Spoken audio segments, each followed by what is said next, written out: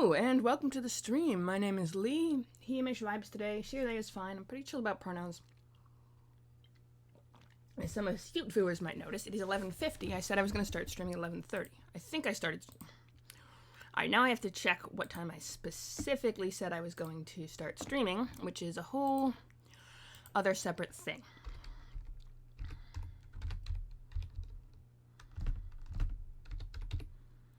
Yeah. Yeah, Discord's tricky like that. Okay, and I will mute because I know if it beeps when I'm recording, that bothers people. Let's see what we got for this, though.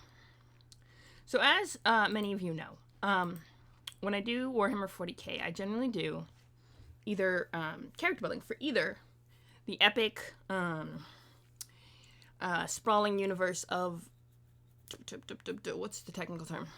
The Expectus Primus, which is a fleet of ships, or a small squad of inquisitorial goons, who actually one of them was from the Expectus Primus. These two are tied together. There's a lot of lore connecting them, and I'm always adding more and more, because, you know, awesome sauce like that. Why don't I go to Expectus Primus for now, and we might, and what we can do then is go to here and remind myself temporarily, if you guys are chill, that we could creep. What's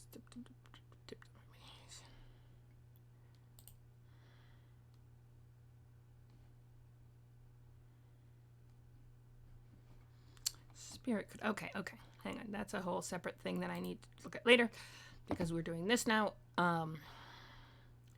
Schedule, here we go. I did say 11:30, so here we go. If I'd said some other time, we would still be on, but I'd have to...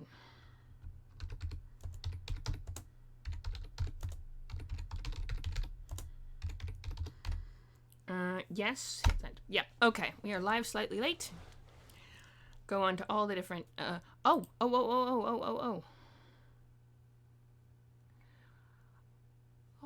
okay. Sorry, someone put a meme on a thing. And a friend, and I haven't talked to my friends in ages, and sorry about that. What was I gonna say?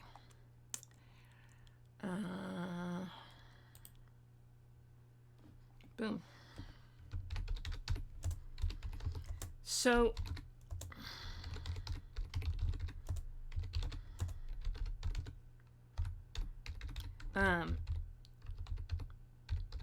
last time we did Expectus Primus, if I remember correctly, because this is what we do, we just kind of add to the lore. So let's see what we did for lore last time, and we can go from there. Alright,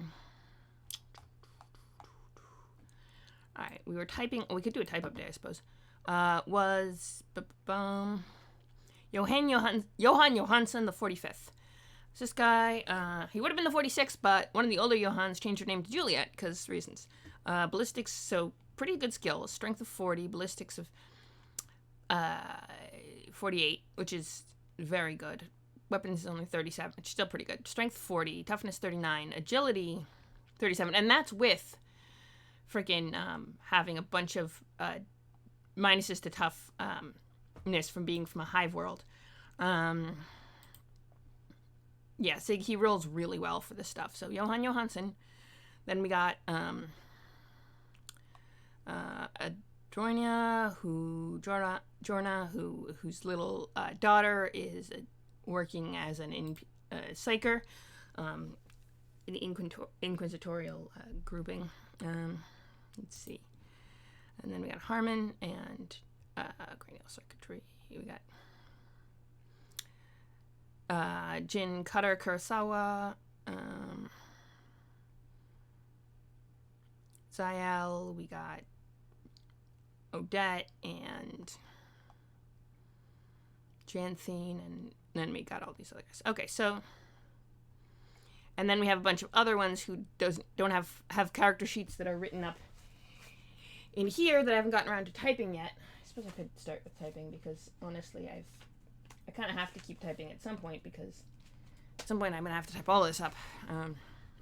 Not just the Warhammers, I mean the Pathfinder stuff like I was doing last night, although the Warhammer stuff we'll get to. That's a little further in. But in any case, so we could create more. So what we did was, hang on. We had a whole. No, that was for Johan. Let me check the other one real quick, because I think we were working on something really cool for. I think last time we were using Dark Heresy shenanigans. And what did we do for the Dark Heresy shenanigans last time? We did awareness, perception. Who was it? Yes, Bernadette Tran. Because she was cis. As a joke, binary trans was suggested as her name, and I said that's not a name. Like trans is a Vietnamese name. Like I believe Vietnamese. No, or Thai. It's a common last name somewhere in Asia that I do not know off the top of my head. I remembered it last time. And now in the 41st millennium, not now, but in the 41st millennium, there's so many mixed and mashed cultures. But Tran is the last name. So that's her last name, and then we Belnay because it was similar. Nom Thur was the honey production and manufacture of water vehicles. All right, and then drafting is the upcoming thing. And then I used the Expectus Primus because they take place in the same universe to take notes on the planet, because I was taking notes on all these different planets, which I never really had much in the way of notes. We could do a planet. We could take one of these planets if you guys were interested. It's hard not having a chat because I don't know what you guys want.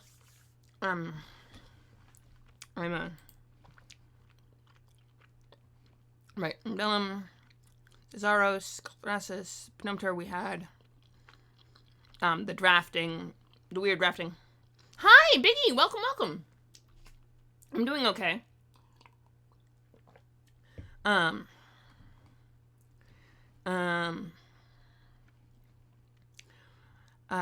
We had a map for Beezus. I should probably take down the details because I don't think I have them written down. Except for, most of that was mapped. Hang on. Then there's Bernadette, which I also don't think I really put much, Bernadette, right? Because Bernadette was where, Stubbs was from. And, the planet was actually named for a woman named Bernadette, who was named for... No, the woman was named after the planet, and then she got sainted. So, yes, now I remember what we did with Bernadette. But I actually never really got too much detail on the planet. Other than I know Stubbs, was a... Let's see if we have a map. Because what I've been doing, certainly. Actually. Writing is not that... I mean, I don't have a lot of skills for writing. I have skills for, I have some skills for writing, and I have some skills for, world building, which is just, they're two very different things, I will tell you, because plot is the hardest thing for me to deal with. I'm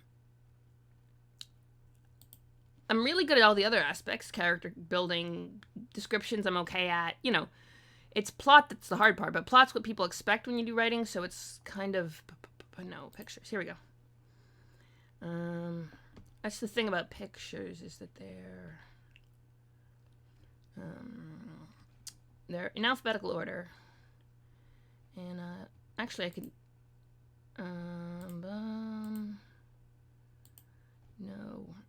no, they're all in alphabetical order no matter what you do. You can't put them in date. Last saved, which would be really helpful for figuring out where the heck, this was.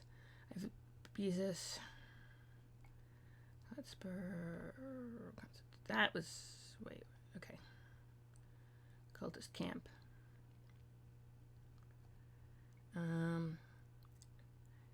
I do have... Oh, Gonathar, right, which is a completely separate planet that I was working on for a,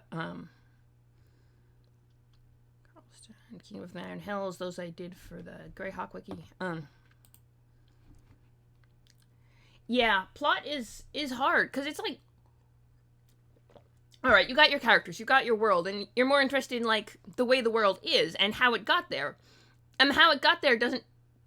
Because backstory is different than plot, and it comes out, you're, like, way more interested in backstory, and then you don't get a real plot going. It's hard. But yeah, some people find... I had an argument with someone once about that. And I said world building was easy and plot was hard, and then he said, well... That's absolutely not true. Map of Tarum. No, that's a completely different separate city. I'm trying to see if I have a map of Bernadette, because I was working on it, and I thought I was anyway. Species, Temple of Blooded Lady, no, lair, throne room, tree diagram for that. Tunnels, Zeladtron, which is a... Oh, Volthia. I have a map of Volthia. That might be the one I thought I had. So I have Beezus and Volthia for maps.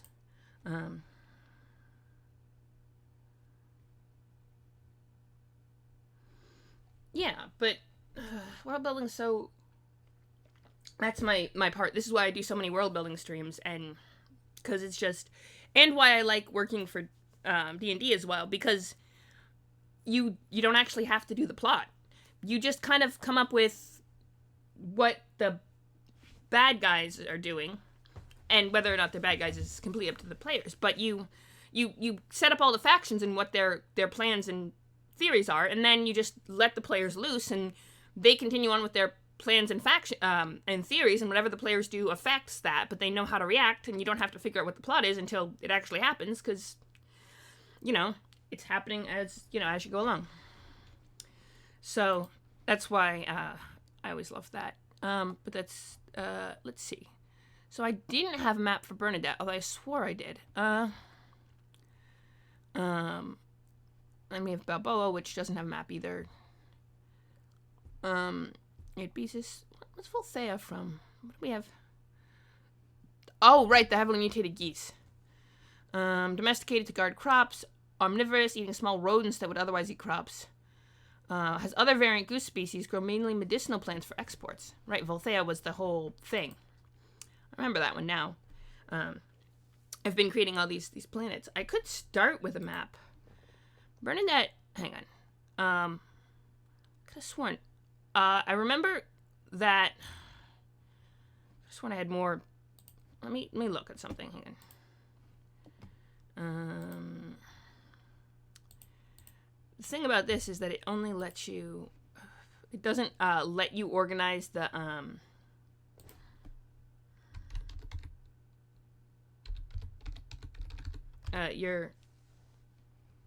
No.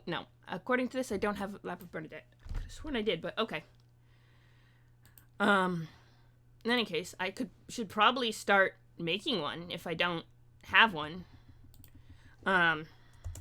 Who's named for the planet. And the planet became a cardinal world because, right, it was the Saints' homeworld, and the ecclesiarchy took over, which was already very strong. Hang on. So I don't know how much of the lore for Warhammer 40k you know. Hang on. I have this one. I might have drawn Stonebreaker. I might have all these notes on Bernadette in here, in which case we should probably type them up. Between the two consecrated is human, only accessible from strips with kills of Volthea. Okay. The canal. Oh, wow. There's a whole lot of notes on Volthea that never got typed up. Good to know. Called Beezus, which was a mining world. Kulamen. Oh, there's notes on Kulamen, too, which is known for Mercury, which it's a secondary branch of the family. One large continent with a great deal of ocean, the mines generally to the south, with one major hive in the northeast. Oh. Over 50% of the western coast is desalination. Oh, and then there's a Lake Brioche and all the islands in there. Oh, yeah. Aha! I do have notes on Bernadette. in this notebook. I knew I took notes on Bernadette. I knew there was more to it because I remember. We'll write down the one continent thing. I've been typing up the notes starting at the beginning of the notebook, and I didn't start when I started the stream. I did a lot of Pathfinder First Edition, so a lot of the stuff in the beginning, and I'm going in order. So a lot of the newer stuff. I actually have this whole map. I don't know if you can see it. I probably should try to do something with that that's not paper, because, or at least not the notebook that's falling apart. Saint Bernadette was born in New Barcelona. One continent. Alright. I could do type up, if that's cool with you, actually. At least type up some of Bernadette and the ecclesiarchy. So the ecclesiarchy, let's see. General in the PDF, which is the Planetary Defense Force. Here. I know it's the top of my head. I'm trying not to. That's why I stopped taking notes on paper and started taking notes up here, so you can guys can kind of see where I worked. Let's see. Historical tradition of naming girls Bernadette or Bernard, even more so now that Saint Bernadette was officially canonized. Okay. Also, reliquary shrine to Saint Bernadette. The mausoleum's there.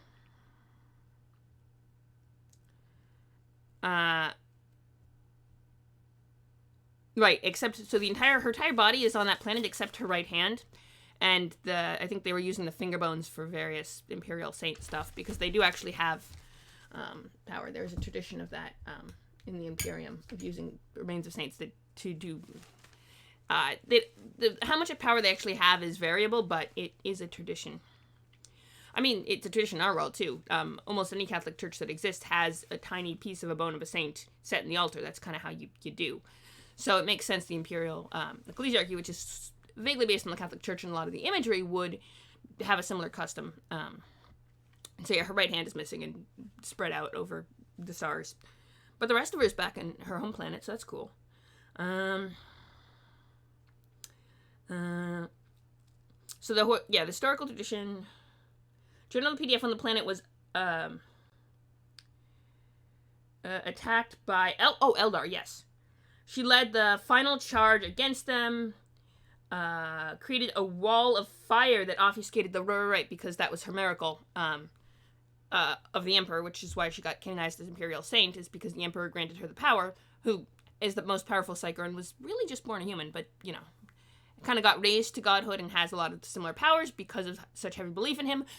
Even though, ironically, he pushed atheism when he was alive. I don't know how much Warhammer 40k lore you know, but that was her miracle. Destroyed LR vehicles. And the witness is said to have grown wings to go over the flames unscathed, which is also kind of why she's a saint. Yes. So the head of the ecclesiarchy in New Rome sent a contingent of his own priests and PDF soldiers to petition for sainthood, and bullied the planetary governor into giving the ecclesiarchy more power. Right, this is why... Oh, wow. Okay, Warhammer 40k. This, it takes place 40,000 years in the future. So about 10,000 years from now, the history goes, mankind rose this great star empire by figuring out how to use the warp for faster-than-light travel, and grew powerful, and spread out across the stars. Then, everything was going great, and there was this huge, epic, called the Dark Age of Technology. There was a huge, vast stretches of stars with people going between them, and it was well connected. And then the AI rebellion started, all at the same time. The Eldar created the new chaos god Slanesh, which kind of screwed everyone over. They're aliens, and they have a beef with humans. Actually, pretty much every alien species has beef with humans, because humans kind of first ran into the orcs, with a K, who are another alien species who are basically... they don't have souls, and they were designed to be violent, and they were designed not to have souls because of a whole extra ancient war with other aliens that was a whole separate thing. But humans ran into them. There was a lot of bitterness because they like to fight. they're not even chaotic evil per se. They just fight is how they are. They don't. It's but because of that, humans declared we're going to destroy all aliens, and that made a lot of people, a lot of aliens who would have been allies, not like us. Yeah, Warhammer 40k is really cool. So that happened. And then Earth, the human empire began to fracture. Earth itself came into factions. And then 30,000 years into our future, in the year 30,000 rather, so 28,000, the Emperor, who was a human, his name's been lost to time, united the people of Earth. He was a powerful psyker, because that's also what happened when Slaanesh came into being. People started to develop psychic powers, which is great, except that having psychic powers makes you vulnerable to the warp, and demons can enter real space through your brain, which super complicates things. So there was a lot of civic unrest caused by that. Problems with, demons that are actually a thing because they're in the warp. It's a nightmare realm that is the only way to travel faster than light. So, but all thoughts are real, including the worst impulses of all the evilest people, which is why it's infested with demons and generally pretty ugly. And there's the corrupting influence of chaos, which is the chaos gods, which is the manifestation of pure evil, kind of. There's 4 of them. Well, 4 major ones and 4 minor ones.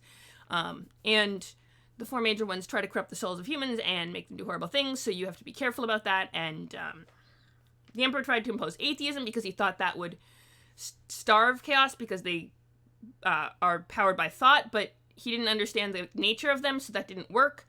He made these super soldier sons. Several of them were corrupted. There was a huge civil war 30,000 years ago. And for the past 10,000 years, the Emperor was seriously injured and put on the Golden Throne, which is life support. So his only presence is psychically. People started worshiping as a god to increase his psychic power. And maintaining the life support requires a lot. Yeah, it does. So there's that. So basically, the year's 40,000. Everyone is, there's a lot of whole imperial histories, thousands of years, as people struggle to try to hold this crumbling empire together, and the Imperium of man. And there's all these different planets, and rogue traders basically have the license to go beyond the borders of the Imperium and come back. That's the main one. But they're allowed to trade with anyone who might be out there, including Xenos. They have way more leeway. They're also above most imperial law. The only thing is the Inquisition might try them for heresy. But as the worship of the Emperor became a thing, the ecclesiarchy became very powerful, so there's all these different groups, and the imperial factions vying for power. Rogue traders are just kind of above that, so I started coming up with this crew of rogue traders, and, Warhammer 40k. So it's mostly a tabletop game. That's the funny thing about it. Fantasy Flight Games did make the role-playing games. They made... Let's see if I can't bring up some of these. Dark Heresy. Dark Heresy, which is this one. They did Dark Heresy. They did Rogue Trader, which is the one I'm working. Which is actually the one I'm doing. Dark Heresy is more Inquisition based. They did Dark Heresy. They did Only War, which is the Imperial Guard, which is human soldiers, and then Space Marines.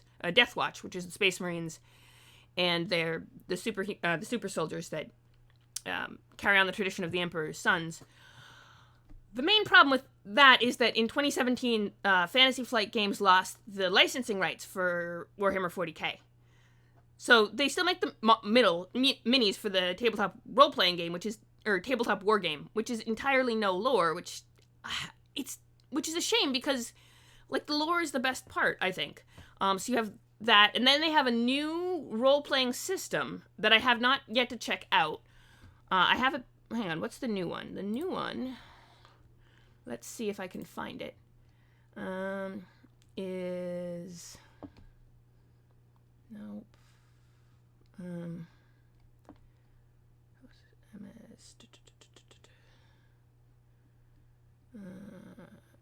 Submissions. No.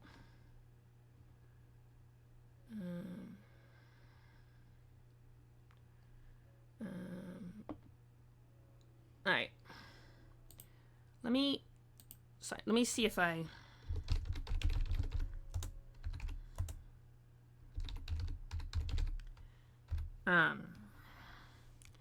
Wrath and Glory is the new... Yeah, the new Wrath and Glory is the new...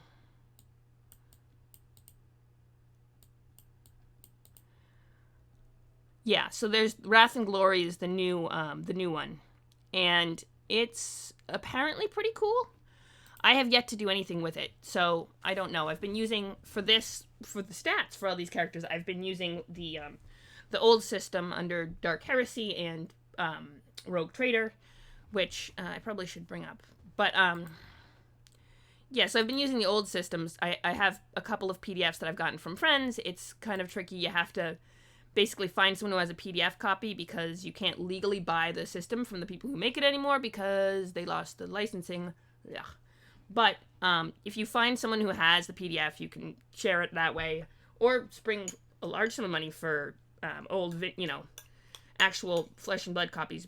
Ink and paper copies, but they're collector's items, so they're really expensive now, which is, a shame. But I managed to get a couple of the PDFs, and I've been running with it. And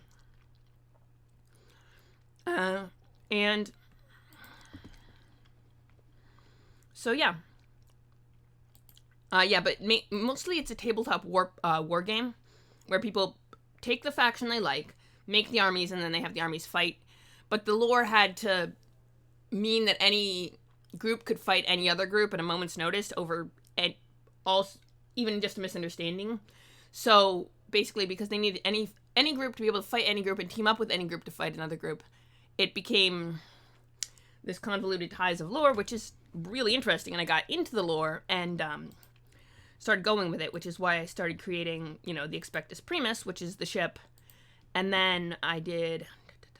Let's see. Hang on. I did the Expectus Primus. And I did...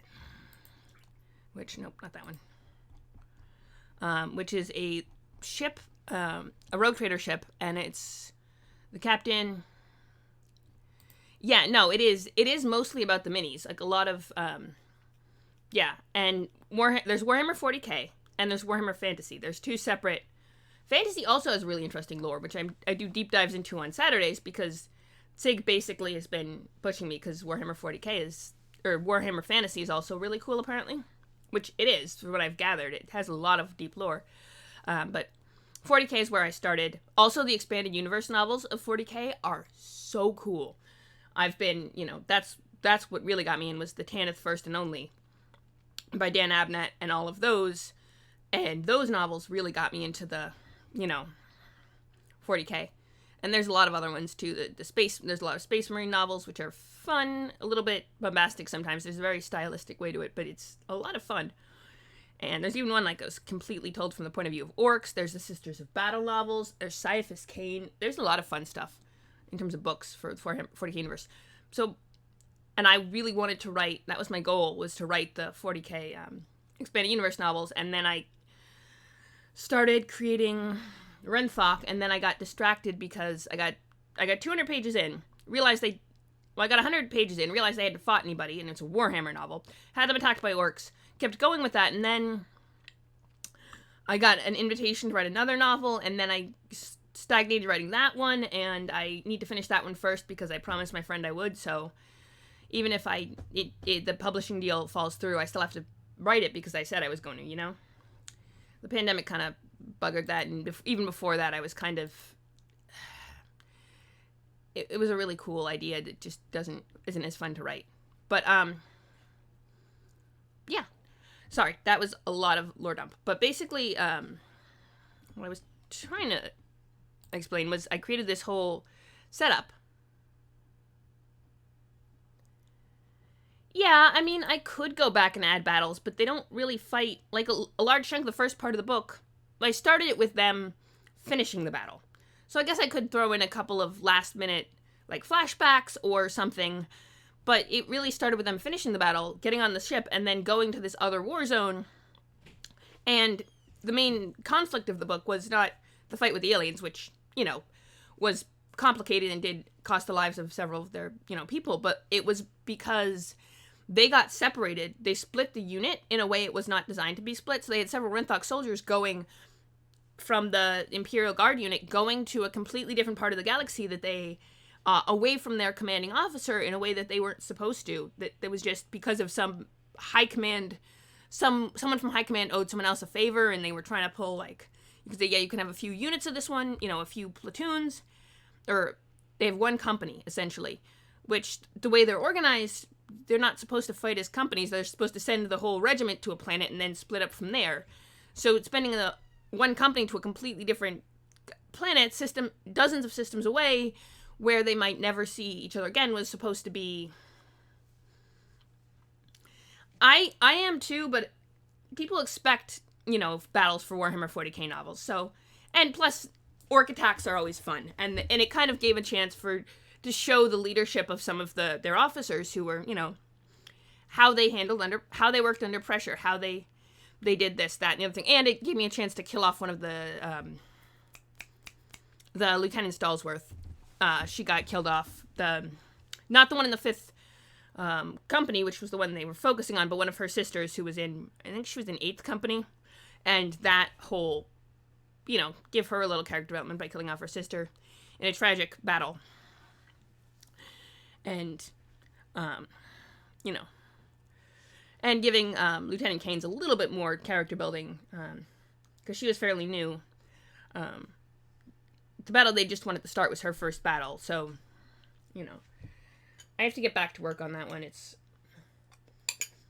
I did a lot of world building for Renthok, too, which I then repurposed by, when I finally got a few people to play Rogue Trader, I basically had them working for Renthok General because, I put so much effort into building this planet that I never told any of the story there, but all the troops were from there, and they had a unique history and culture because of that, which led to some, every unit of the Imperial Guard comes from a planet, and each planet is different, so there's a lot of cultural clash within the Imperial Guard, which is kind of fun to write about, I think, personally. That's the part that interests me. So I created the whole history of Renthok and its, weird little traditions, and it was all cool. I think... Wait a second. No, none of these navigators come from Renthok. Let's see. Yeah, Stevenson, she was from Terra. I actually completely rolled completely randomly for each of these characters in terms of the backstory building elements that they have. So what planet they were from was pretty much random. And then I went in backward and then filled in the details of each of the planet based on random rolls. And not for the planets, at least not for most of them. Balboa was entirely random rolls. But most of the other planets are, like, I just rolled up for the type of planet and then just built them from there. Let's see. What do we have? Oh, yes. Like Bernadette, which I rolled, let's see. She was from... Stubbs was from a nobleborn from the planet of from an Imperial planet. And so I, rolled up, okay, what are the types of Imperial worlds based on Warhammer lore? So I made a whole list of them and rolled on that list, and then got Cardo World, so it was run by the Ecclesiarch, and well, why? And it's like, well, it's probably because of a saint, and then why, which particular saint and why, and that's why I came up with the idea for Bernadette. Which I knew because I was going through the list of planets, and some of these I've taken extensive notes on, some of them I have notes on in here, just haven't typed up yet. Some of them I just haven't done much. Like, Bertland doesn't really have much. It's a shipyard planet. Who was from there? I think... the captain was from there. But her backstory was mostly her father, and she was actually raised by... I should mention that. I don't know if I have it in my notes here, but I'm going to mention the thing with Bertland. It's a shipyard planet. It is a forge world run by the Adeptus Mechanicus, which is a whole separate thing, which is they uncover technology, and they are their whole thing is technology, the tech priests, and taking care of the machine spirits of any planets. of any machines, basically. And they're the only ones who are legally allowed to not worship the Emperor.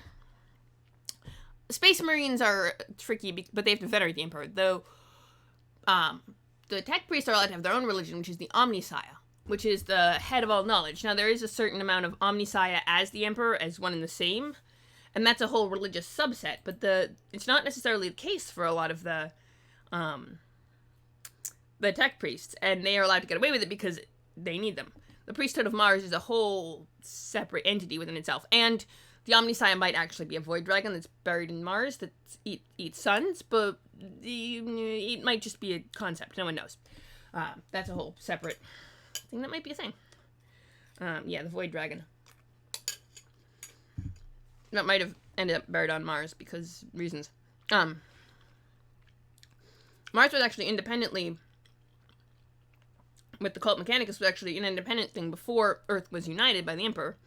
And so he kind of had to integrate them. Actually, first he had to conquer the moon. Luna, which has its own systems and stuff. If you look back at the Warhammer 30,000 year lore, which they started doing a prequel series about the, what's it called? The Primarchs and their fall, the Great Crusade, the first big crusade. There's a technical term for the war, the Civil War, that I cannot remember, but they started doing a prequel series based on that. It's actually really good. I've read the first few books on that. Shipyard Planet, run by the priesthood. Also a Forge World, which means it's run by the Adeptus Mechanicus. Run by the Adeptus Mechanicus.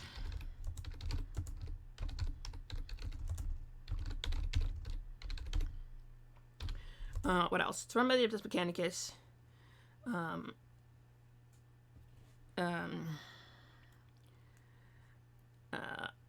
A large part of the southern part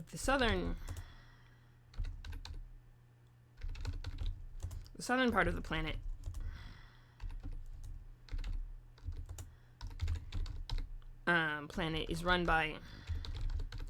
is controlled by a faction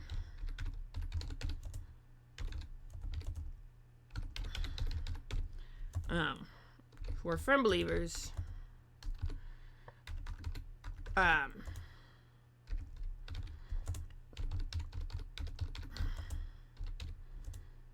the Emperor as Omnissiah.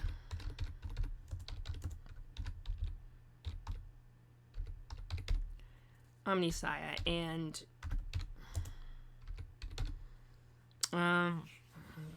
Emperor's Omnissiah, right. What's there? Right. Emperor's Omnissiah, right. That's where Captain Hemshall grew up. Her Warrant of Trade is, what's the technical term? Is familial. And estate was passed down from her father. And she's, the Expectus Primus is part of his fleet, and he kind of, when she was like 8, he sent her away to be raised on some random planet. He tends to do that with his kids. He sends them to be raised on some random planet when they're like 10 or so, and, spend some time there, learn the ways of the Imperium until he has a ship that needs a captain, and then he'll just go and scoop them up and put them in charge. And that's what he did with Captain Hemshall, and she is in charge of that. And I think he wasn't, not Frenna.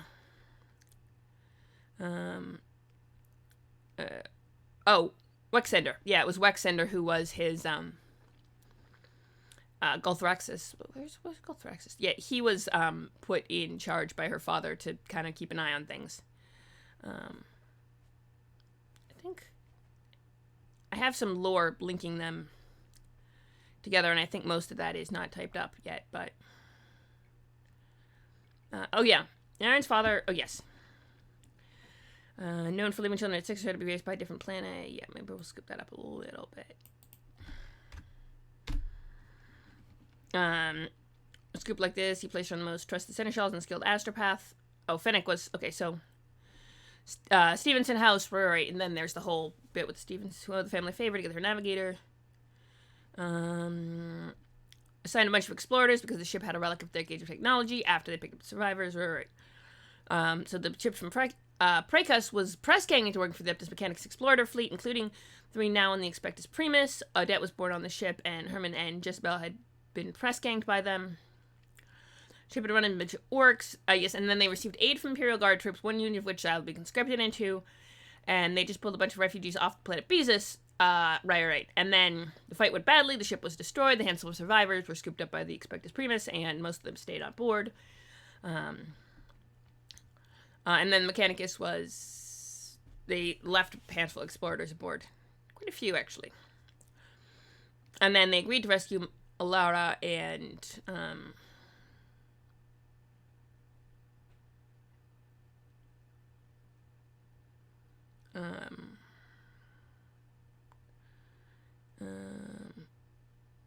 yes. Oh, Niklas, right. He was on the ship and... Right, now I remember this. Okay, but... And then I have some of the character sheets I typed up. Some of them I have just written up here. But, let's see. Oh, yeah, the bridge between the two islands. Oh, Gulthraxis. Yeah. Okay. Nomter, right. Bezus, Bernadette. I was going to type up notes on Bernadette, and then we got distracted by everything else. Hang on. Bernadette, planet in the Ecclesiarchy. Named for the planet. Who was a PDF general who led the final charge against the Eldar invasion. Alright. Okay, it is a PDF. Who led the charge? Okay.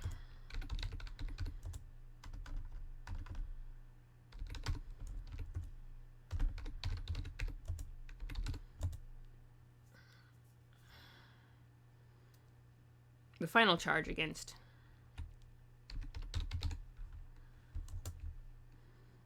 the Eldar invasion.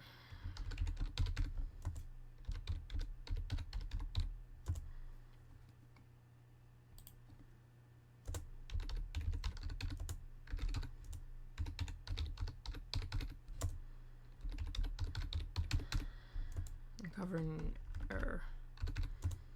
into giving them more power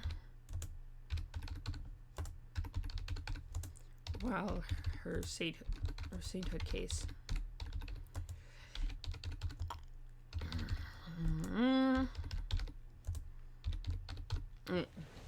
Right, so there's New Rome, and then New Venice is just and then you got New Naples, New Busan, New Pyongyang, New Seoul, New Incheon, New Milan, New Madrid, New Barcelona, New Cordova, New Amsterdam. Those are a bunch of... It's a lot of... Basically all the cities are named after cities on Earth. And then Bernadette was a... not a soldier, but it was her... Stubbs was... What was her... Oh yeah, she was a scholar. She was actually studying at a university in New Rome. And then her... family. What's her? There was a spat with her family and another family, and they sent, soldiers after her. Her siblings were attacked. She doesn't know if anyone else survived, but there was some more there. Right. I remember. I was trying to remember all, I need to type up more of the 40K stuff, because it's just this whole intertwining history of fascinating lore that I've been working on.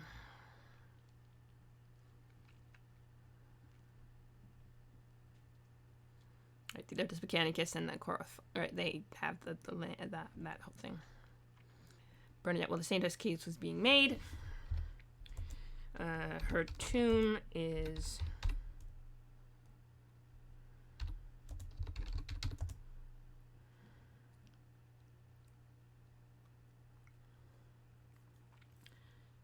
her body except for her right hand.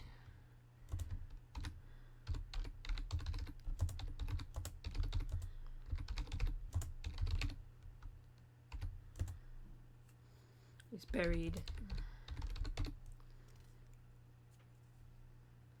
Is in New Rome, where she was born. Who led the final charge against the Eldar invasion and created the Wall of Fire.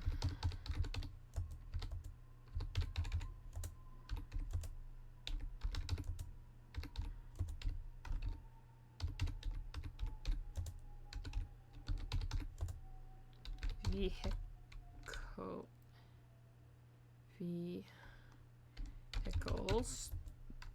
Eldar vehicles.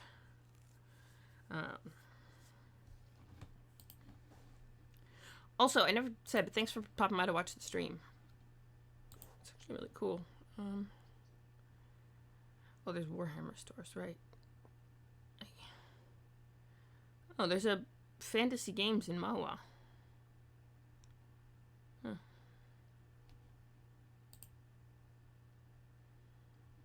Oh, Drive to RPG. Warhammer 40k roleplay, Wrath and Glory, Dark Heresy 2nd edition. Oh, you can get the core rulebook on Drive Through RPG. Hey, I did not realize that, but